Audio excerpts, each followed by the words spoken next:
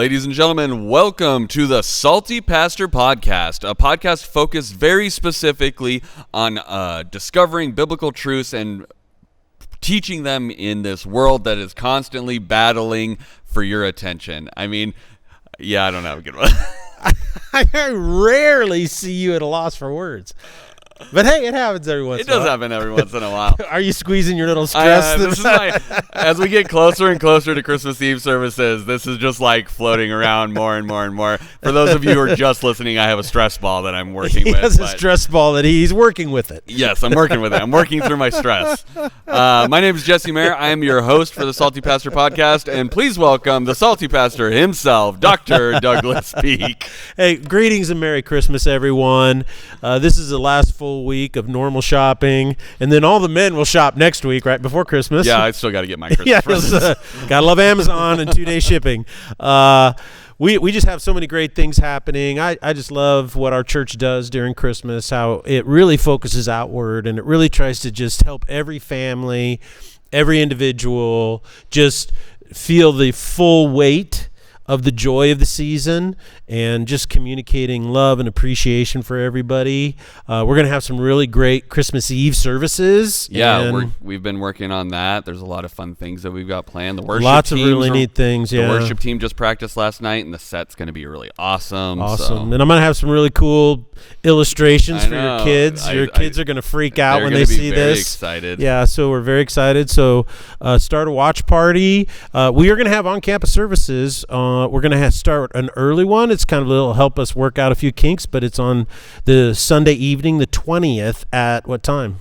At 6 o'clock. At 6 o'clock. And then we're on Christmas Eve day, which is the 24th, Thursday. Correct. We've got a 2, a 3:30, and a 5. So 3 in a row. So come on down. Bring your family. Kids are especially welcome in the service because we want it to be a family event. And if they need something to keep their hands busy, we have lots of stuff for them. Emma is putting together some fun little activity bags for them to work through while the service is going on. So we do a great job with Christmas Eve service. It's a wonderful family tradition. But if you're in a situation, there will be a lot of people wearing masks. We encourage masks. We don't require them or mandate them because we feel that people are fairly informed. And I've seen almost all Idahoans practicing social distancing, practicing that. Also, there's a number of people, too, that have had it. And once you have it, you're kind of immune. And so we want to make sure that everybody feels comfortable, so we don't mandate that. We also have watch parties, and it will be streamed. So if you're in a vulnerable population, don't take the risk, take care of yourself. That's a big deal. And you'll be able to participate with your family online. You can start a watch party and make it a family tradition. Absolutely. And I'm personally a big fan of the option where you do a Zoom and one of you streams it. Yeah. Because then you guys can kind of talk through what's happening and be engaged while you're doing it.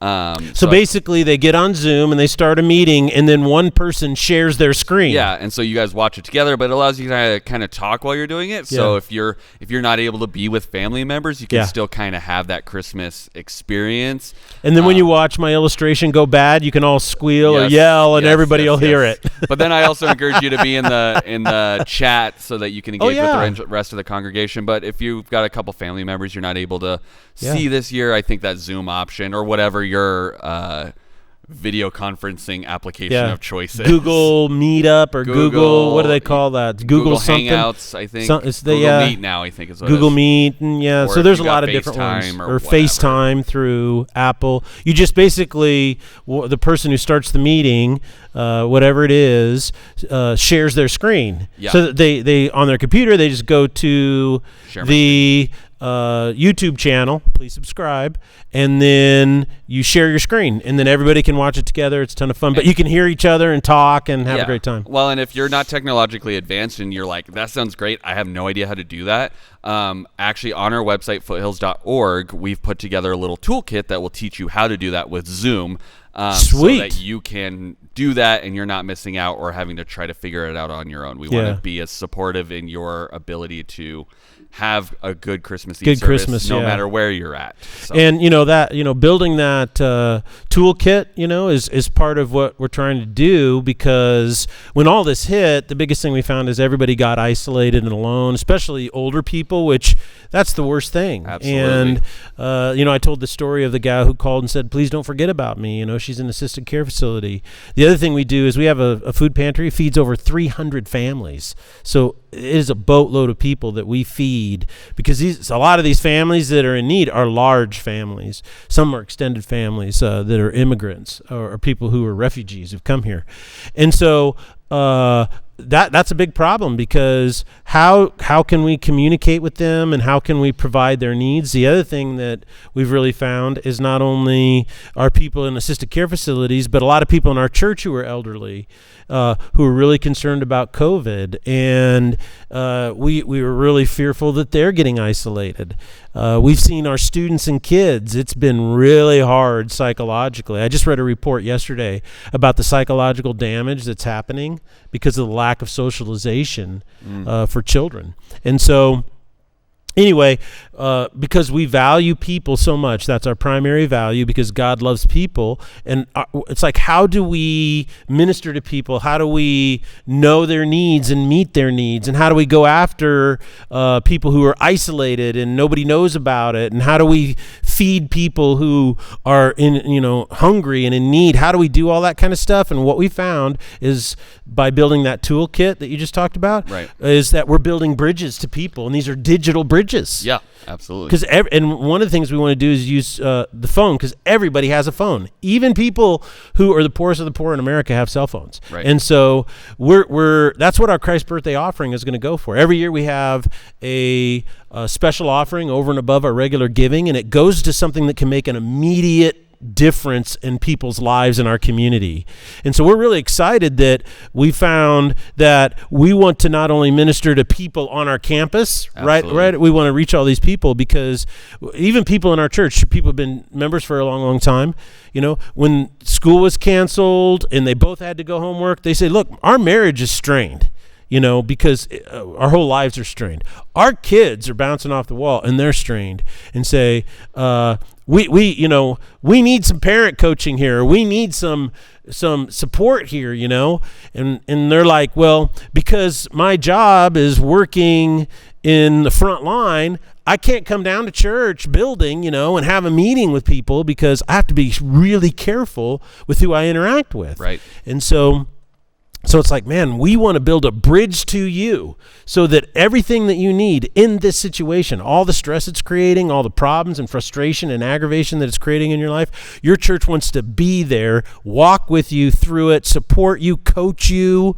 And that's why building bridges digitally to people is so critically important. So when you give this year to the Christ birthday offering, you're giving to building bridges to every person who is in need because of what COVID has done in upsetting their life. Absolutely. And I think it's just important, because I think when people hear the word digital bridges, they're like, "Oh, this is just for trying to find new people out there."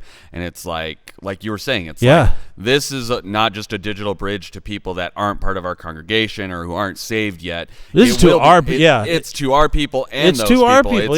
It's to both, and it's dual function. It's going to have, what we're talking about and thinking about doing is going to be such a huge blessing. Yes. In just the ability for people to get resources in whatever life situation they're in at that point in time. And it's really important to me, because I can't tell you how many people will send me an email and they'll say, "Pastor Doug, I'm having a really hard time in this situation. I'd really love to talk to you. I just felt so bad reaching out, because I know you're so busy, because you're preaching and teaching and your stuff." And when people send me that stuff, it just breaks my heart. It really does, because the only reason I preach and teach and do the Salty Pastor is because of those people. You know what I'm saying? Yeah. And I'm like, that's why I exist, is for you. I do what I do for you, and it breaks my heart when you feel you can't reach out when you're in need, And so I'm thinking, what's the best way to help all these people in our church, in our community who are in that need, but feel like, well, I don't want to bother, Pastor Doug right now, or Jesse or Pastor Harv or whatever, because I know they're so busy. And other people have problems that are probably bigger than mine right now, and they need to be served first and so forth. And so wouldn't it be so awesome if I could take so many answers to questions and answers to situations and build a digital bridge so that when you feel that way, you can access it on your phone and you can get counsel and coaching and advice from me in a general sense to start the process. And that's why I think these digital bridges are so important, because the worst thing to do is when you're under stress or under pressure is not ask for help. Absolutely. Well, I think it's important that you guys think about that as the CBO is coming up. We're really excited about it, about what we can do in 2021 with this. But let's get into some of the Salty Pastor stuff. So we are currently in the series titled Jesus is King. Yes. It's a study of the Christologies. There are passages of scriptures in the New Testament that are specifically describing the nature of Jesus, right? And we thought it would be appropriate at Christmas, the celebration of his birth, to study his nature. So on Tuesday, we looked at Philippians 2, 5 through 11, and talked about the power of Jesus as King and the power of redemption. Let's dig a little bit deeper into that, if you don't mind. Yeah, well, the power of Jesus. So we've talked about his claim and his authority to have the throne. We've talked about the impact of his kingdom in history and how it's growing. And now I think what we ought to do is talk about why is his kingdom so powerful, the power of the king. And that has to do with the nature of redemption. And what we've been talking about over the last few months in the Salty Pastor in particular is a basic understanding of what it means to be a human being, and why our society in America is so divided right now and people can't seem to come together on anything. I think is because there is a fundamental disagreement over what does it mean to be human. And that right there is a problem, because one group will say a human being is a sovereign, free, existing, sentient being, and the other side will say it's a deterministic thing that can be molded and shaped whatever we want to mold and shape it into. Well, it's really hard to find any common ground when you have such a fundamental disagreement like that. Right. And so what we want to do is we've been bringing up what I call Christian apologetics, and that comes from the Latin apology or defense. So apologetics is it's not us apologizing for something we did. It's articulating the power of this definition of what it means to be a human being through the eyes of God. And so we are not apologizing for it. We're defending it, articulating it, and proclaiming it as powerful as we can. And it's resonating with people because so far everybody else has just thought, well, it just seems to be a tit for tat. It's just a back and forth, this or that, this or that. And what people are starting to realize as they listen to the Salty Pastor, I'm starting to understand where the real conflict is. There isn't a conflict between science and faith. What there's a conflict is between these deeper issues that we're discussing. And redemption is such a powerful discussion because it cuts to the very core of our definition of what it means to be a human being. And that's what this passage of Scripture and the implications of this discussion are so significant for us today. Well, let's dig into some of those specific implications for our world concerning the power of redemption and its influence on what it means to be a human being. Well, the power of Jesus is the power of redemption. And what that basically means is that the primary thing that he did, his exclusive mission for coming. Now, there's a lot of other things that happened. There were people that were healed. But what's really interesting is, I just like to point out, people that got healed died. Okay? They did not live forever. Yeah. Lazarus was raised from the dead, but then he died again, right? He's not still running around. He's not today. still running around. He doesn't have Amazon stock. Yes. So another thing is that Jesus fed the 5,000, right? And all those people, what happened is they got hungry again, right? So these are incredible things, they're powerful things. And so what we want to do is we want to get down and when you really ask Jesus Christ, Jesus about why he came, he says, I came to give my life a ransom for many. And then he said, I am the resurrection and the life, that whoever believes in me will live even though he may die. Which is, okay, so now we're getting to the really core nut of why Jesus Christ came. And that was to give his life as a ransom. And so he died. And that it all has to do with redemption. The word ransom means I need to purchase back, right? Right. So my life is purchasing back everybody else. So God is redeeming you.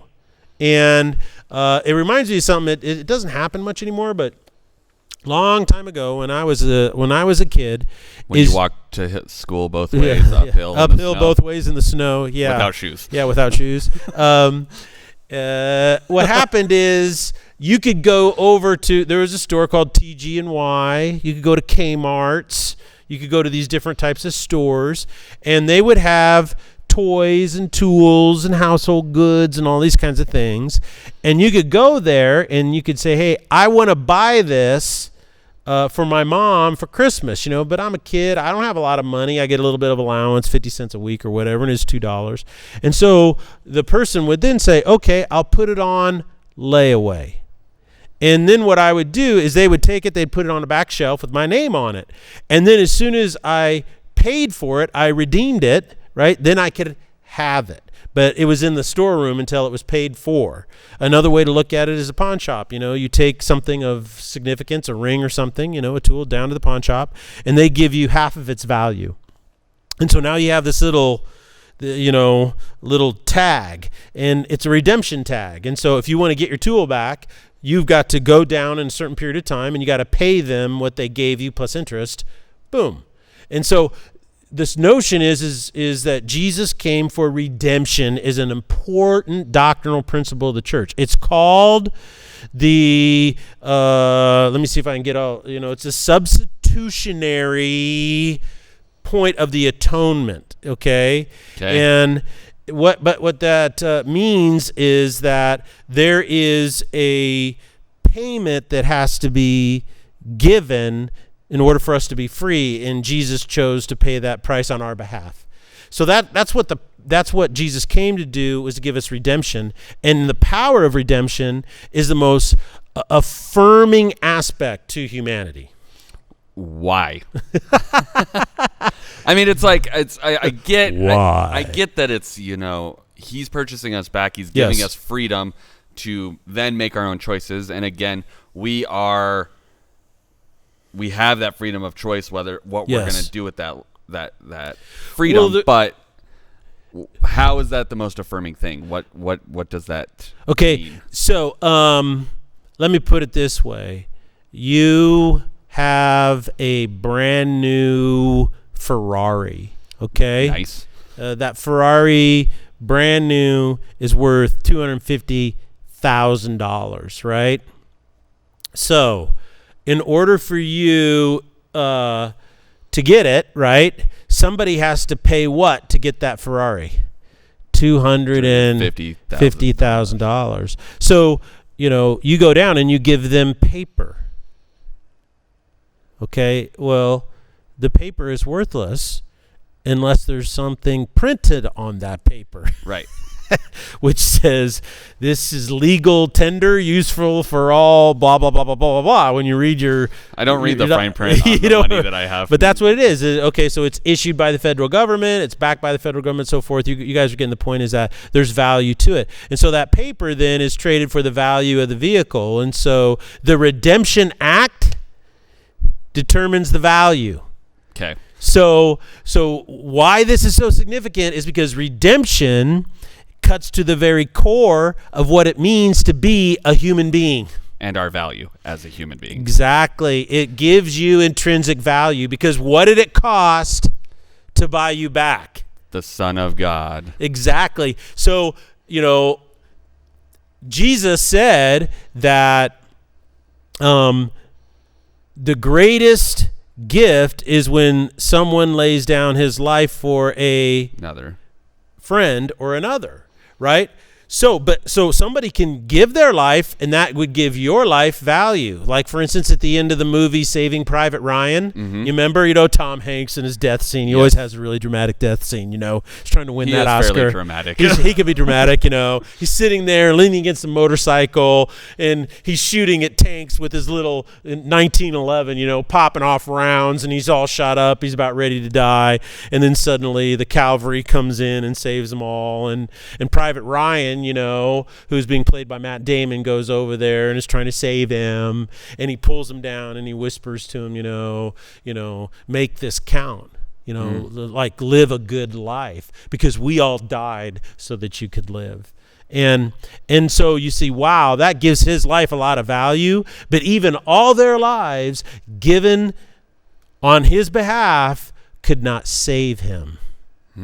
You see, it could give him his life value, but it couldn't save him in the cosmic struggle. And so so it wasn't just another human being that came to redeem you. It had to be God himself. I think it's just important that we break it down to that, because sometimes, your brain, you have these phrases and it's like, okay, that's great. Why? Why does that mean? So the God who created the universe and who created you came and took the form of a human being to die for you, to buy you back. So you're not a Ferrari worth $250,000. What you are is you're an eternal soul worth the life of Creator God. So you're more, God is more valuable. His worth is greater than the created universe. So God gave himself more valuable than the created universe for you. Absolutely. So what does that say to your value? Makes you feel real good. Yeah, you're more valuable than the created universe, right? You are the center of God's cosmic plan. And what's interesting is that there's no greater love. So the power of redemption, just the fact that it exists, gives your life incredible value. Now, you may choose to not believe it, and you may choose to reject it. And all I know is that the people who don't believe it and the people who reject it, just from a personal standpoint, practically or existentially speaking, they just have really tortured, unfun lives. Yeah, because there's some of those other worldviews, like probably like atheism would be one of the worldviews. Yeah, of like what your value is. Let's break those down real quick. Look, when it comes to your value, because that's a great question. If you reject God's sense of how valuable you are, you're by default picking another one, right? What are your other options? What are your other options? This one's not it. Yeah, if I'm not going to drive a Ferrari, I got to drive something. Back when I was a kid, it was a Yugo. I don't know what that is. You don't even know what that is anymore. Yeah, nobody knows. You could get a smart car now or something, a skateboard with headlights on it. But basically, there are only so many definitions of what it means to be a human being, and the definition of a human being is what determines its value, okay? So let me put it this way. If you're an atheist, you have no intrinsic value because there's no anything objective outside that validates you. You're just a cosmic accident. Yeah, it's just an accident. You're part of this thing. Nobody cares. And so that's atheism. It's all deterministic, right? You can look into scientism, and scientism is a little bit different from atheists. Almost all atheists are scientism people, but not all are. Is this different from Scientology? Yes. Okay. This is, Scientology is L. Ron Hubbard's Dianetics. And just so that you know where Scientology came from, is L. Ron Hubbard was a science fiction writer, okay? And he was writing books, and back then when he was writing in the 40s and 50s, when you made profit on that kind of stuff, you were taxed at like 80 or 90%. I mean, it was off the charts how bad you were taxed. And there was this guy by the name of Armstrong who started a church called the Worldwide Church of God or something like that. It's kind of a cult. But he was producing all these materials, and because he was a church, it was a tax write-off. It was tax-free. So everything. Okay. So L. Ron Hubbard saw that, and he goes, I'd like in on I'd like that. And so he wrote a book about health called Dianetics, and stuff like that. And that was kind of the start of it. And it's all about mental acuity and thinking. So it really applies to successful people who are really wealthy, because it's about the power of your own mind over your own reality. There's a lot in that Scientology, but that's where it actually came from, is like, hey, I'm just going to call it a church so that I can, make millions without being taxed. Okay. So just a little side note there, a little trivial pursuit, which is irrelevant factoids.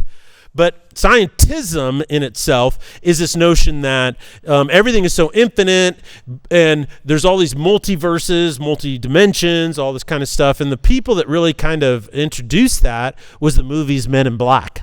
Okay. So you remember at the end of all the Men in Blacks, they were like, oh, this universe is so small, and then it's in a locker, and then they open it up and they see. And the point is that there's all this, and you're just a speck. Yeah. Right. So in essence, you're irrelevant in the whole process. That's one definition. The other, then basically after that, you those only are our first two options: atheism or scientism, which are basically non-theistic origins, which they're all deterministic. Right. And deterministic basically means this, is that your existence is irrelevant. You're in a closed system. The physical is all there is. There's nothing beyond. Okay. So some deep philosophers and deep thinkers talk about this and say, well, if this is all this is, then why has the mind evolved to a point to think cognitively outside of itself? If it's such a closed system. Yeah. That in and of itself is a massive contradiction. And so that's why there's people don't know this, but philosophically speaking, there's this massive revival towards theism, because they don't know how to explain it in any other way. Because determinism and scientism is just so irrationally insipid. A nice way of saying it is it's stupid. But then that puts you in, not salty, I'm sorry, but it's true. The next thing is now you're in theism. So you go over to theism, and you've got like 3 or 4 different options there. The first one is Hinduism. And I don't think what people realize is that in Hinduism, there is a God, but the God is impersonal. It's like the Force in Star Wars. Okay, it's an energy that holds the universe together. In Hinduism, it is specifically infinite. And so this is why the scientific concept of the Big Bang that we actually know when the universe started and space-time started is really difficult for Hindus, and because it's a specific claim that's a part. And the big thing about it is because it's an energy that's impersonal, you are absorbed into it. So nirvana is ultimately you want to get to the place where you lose yourself. You're no longer you. There's no you that is you anymore. You're just another molecule in the force that's out there. Okay. And so that's Hinduism. Then there's Buddhism, and in Buddhism, technically, there is no God. There's no afterlife in Buddhism. Now, what some Buddhists have done is taken parts of Hinduism, which is this, when you die, you're absorbed into the energy, and then if there's bad karma around you, then you're reincarnated. But here's what's really interesting is when you're reincarnated, the you that is you after you die is not reincarnated into the new you. So your karma from before, you're responsible. The new you is responsible for somebody else's sins, which is really odd to me. And that doesn't give you in your life any intrinsic value. Do you see how that actually lowers you? Because you're just basically a repository. You're an after effect of something else that happened. Yeah, you're the spin-off that happened from this in former lives, and that's just the way it is. And that's why their society is so structured, and that's why they have a caste system that it's hard to move in and out of. See, there's no incentive for me to give people who are in the lowest caste, which is the untouchables. There's 4 major castes in India in Hinduism. And I was speaking to our missionary in India who's lived his whole life there. And I asked him, how many people are in the lowest caste, the untouchables? He says 50% of the population. Oh my gosh. Yeah. And see, and that's why poverty is so bad there, is because there's no incentive for me in an upper caste to help you, because you don't have any intrinsic value. You're part of the untouchables.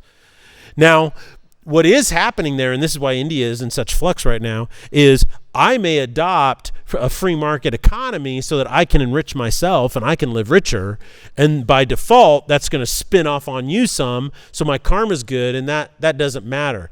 But actually improving your life because I see you as an equal, that's not a part of Hinduism at all. And that's why today modern day slavery is practiced predominantly in India. So that's where most of the rescues occur. And this is actual labor slavery, just like it was back in the early 1800s in the Americas. So that's where most of the rescues happen with the organization that my wife and I work with. So there's Hinduism, there's Buddhism, there's Islam, and Islam believes very strong in the afterlife. But Islam has no affirmation or confidence in salvation. So you have to live really, really well, and then you die, and you're in the grave until there's a final judgment, and it's at that point where Allah capriciously decides whether you go to heaven or hell. And so that's really interesting, However, the only way you can bypass that lack of knowing, because you don't know. Right. You're just hoping. You're just hoping. There's no affirmation or security in the fact that you will go. And to paradise, they don't call it heaven, they call it paradise. There's only one way to bypass that lack of knowing, and that is if in the Quran is if you die as a martyr in the jihad for Allah.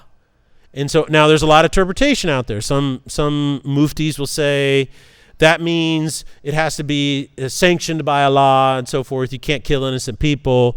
But a whole lot of other Islamists interpret it the other way. Anybody who's an infidel or an unbeliever. And if I'm in that battle, I can bypass it. And so that's because some people have come to me and say, how do you recruit people to die, in a suicide bombing? How do you do that? Well, this is why. It's a very important part of their doctrine.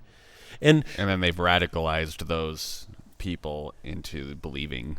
Yes. This. And when you radicalize somebody, if they're raised in a belief system that allows you, if you go from here across the Grand Canyon, that leap is big. Right. That's really hard. But if it's just one step, it's not hard at all. Right. And in Islam, because you never know, there's no affirmation, because the definition of human being is that there's, Allah is capricious, meaning he can just do whatever he wants whenever he wants. There's no relational component between you two. And so you have to do the best you can, follow the 6 pillars of faith, and then ultimately at the end, he may let you go. Okay? So, and that's paradise. So what my point is that these are the definitions of what it means to be human, and Jesus, his definition of what it means to be human is the only one that says that you are the center of God's cosmic plan. God is wanting you to be in relationship with him in an interpersonal relationship. And in order to make that happen, I am going to take the form of a human being, and I'm going to suffer death on a cross, the most humiliating way, in order to pay the price so that you could be in relationship with me. You have value. So that's why redemption is the most affirming thing that could ever happen, which is strange to me when I talk, because I've talked to, atheists and people who don't believe and so forth. And I was talking to this one guy, self-made guy, and it was kind of an adventurer, and he had really good survival skills. And he just said to me point blank, which I always appreciate people who kind of tell you what they're thinking. He just said to me point blank, he goes, "What do I need saving from?" I save myself. So he has a belief in himself. Right. And so I'm like, well, so in essence, he's an atheist, because I'm like, well, in this closed system, you're doing really good. Props to you, bro. I said, but what happens when you're in a pickle? You can't save yourself. And he's like, I've never found myself in a situation I can't save myself from. And I go, oh, so you're going to save yourself from death. How's that going to work? Because that's the one trap you can't escape. Right. And so I don't know. After that, where it went with him, my prayer is I planted a seed. But my point being is that the fact that God wants to save us and made it possible to redeem us is what gives our life human dignity. It gives our lives value beyond belief, and that is a definition of humanity that I want to be a part of. You know that our entire justice system is built on that definition of humanity. It's not built on any of the others. It's only built on that. Because you can redeem yourself by serving time or serving your sentence, or what? No, because every human being has what? Dignity and value. Therefore, we cannot impose a punishment on anybody that is cruel and unusual. So we have to treat all of our prisoners, regardless of the heinousness of their crime.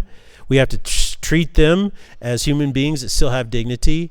However, justice demands that they have to pay a price for the crime they committed, because when you commit a crime, you are against the dignity and value of another human being. So that's our justice system. That's how it works, and why it works that way. Now, I'm not saying it works well. It is not a perfect system because it was designed by man. Yeah. However, but what I'm saying is that in its inception, that was kind of the concept. The other thing, too, is that you are what until proven guilty? Innocent. You are innocent. See, and that's that. How can you be innocent before proven guilty? Well, it's obviously written to control the state, so it can't unjustly accuse you of something, even though that does happen, and innocent people have gone to jail. The underlying principle, though, is that you are the center of God's cosmic plan, and at some point our hope and our prayer is, while you're paying the price for your crime, you will discover how that God came to redeem you. So and that's probably one of the biggest arguments in Christian circles against the death penalty, and that is that we want people to have as long as possible to discover their need for redemption and how redemption brings value to their lives. But justice demands, and I'm full of words, that if a person commits a crime, they should pay the full penalty of their crime. And by letting people off from paying the full penalty of their crime, what we're actually doing is dehumanizing life. We're dehumanizing individuals. We're dehumanizing the sovereignty of other people, because what we're saying is what was done to them is irrelevant. Well, we've learned a lot today about how valuable we are, and our King finds us valuable, which is amazing that he would come and redeem us, someone so powerful. So that's what Christmas is all about. It's celebrating that he came to redeem us. Absolutely. Well, thank you guys so much for joining us.